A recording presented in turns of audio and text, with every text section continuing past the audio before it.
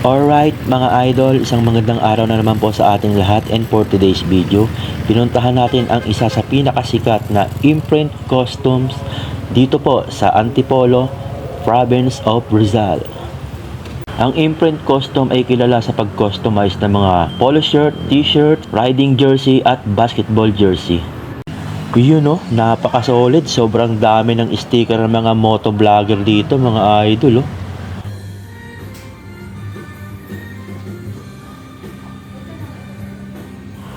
At yun nga, nandito na tayo sa loob ng imprint custom. Tingnan nyo naman yung logo, napaka-solid.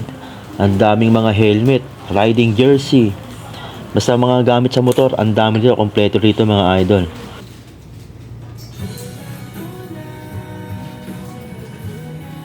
Gaganda ng mga jersey oh. Sheesh!